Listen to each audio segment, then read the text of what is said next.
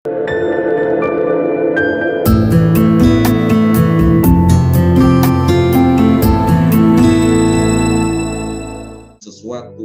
semakin keras kita menentangnya. Coba, mari kita bahas kira-kira kenapa seperti ini. Nah, di sini tadi saya lihat ada peserta baru ya, peserta baru masuk ini. Waduh, Bapak Pius Lesa. Apakah ada di sini Bapak Pius Lesa? Halo, Pak Pius. Selamat malam, Pak Pius. Selamat malam, salam sukacita kepada para master yang luar biasa. Saya mau menyapa master saya yang ada di dunia keliling Indonesia, Master Egi. Ya.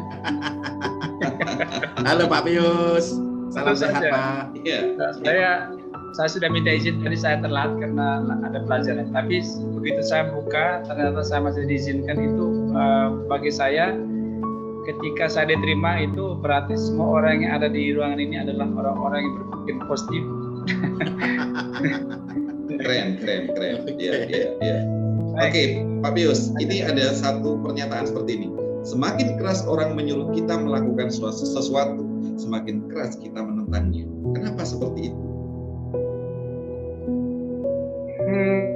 Baik, saya ketika membaca ini orang menangkap sesuatu itu karena mindset, karena saya punya imunitas sendiri, sehingga ketika orang masuk dengan menyuruh sesuatu, saya punya imunitas, saya punya benteng sendiri.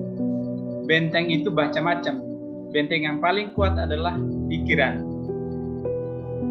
Kalau boleh saya mau mengatakan ini, nanti saya lempar-lempar saja, siapa tahu ada yang kena. Bahwa begini, ketika Pak Jo menyuruh saya tahu Pak Jo itu seperti apa orang. Maka benar kata-kata itu melekat dalam seorang nabi itu dihormati di mana-mana kecuali di tempat asalnya.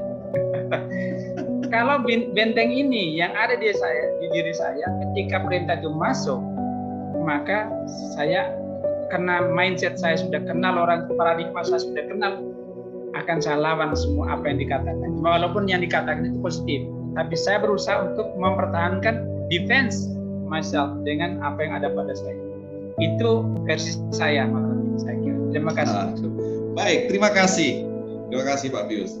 Nah, kenapa semakin keras orang menyuruh kita melakukan sesuatu, semakin keras kita menentangnya?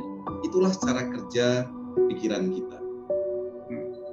Ya, salah satu pikiran Nah, ini salah satu contohnya, Bapak Ibu. Ya. Jadi di dalam pikiran kita itu ada dua hal, ada dua bagian, ada dua level pikiran. Yang pertama adalah pikiran sadar. Kemudian di level berikutnya adalah pikiran bawah sadar kita. Pikiran sadar itu kurang lebih kalau dipersentasi 10-12%. Ya. Kemudian pikiran bawah sadar itu 88-90%. Nah, di bagian itu ada yang disebut dengan filter kritis atau yang disebut dengan critical area bahasanya. Nah, critical area ini jika orang sudah dimasukkan informasi-informasi yang masuk di dalam pikiran bawah sadar dan menjadi sebuah belief system di dalam dirinya, menjadi sesuatu kepercayaan untuk dirinya sendiri.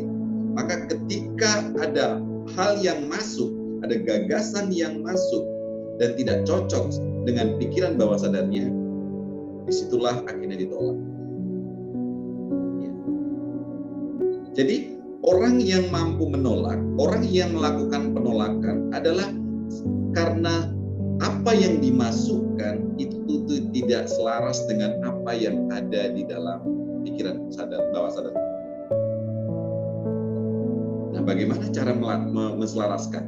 Nah, salah satu tadi yang dikatakan oleh Pak Eki adalah salah satunya adalah mau menerima, mau melakukan dan mengizinkan dirinya untuk menerima informasi itu. Bagaimana salah satu untuk menerima? Ya adalah merespon. Jika Pak Pius tadi mengatakan responnya, wah ini saya sudah tahu nih karakter ini. Nah, itu respon positif sekali.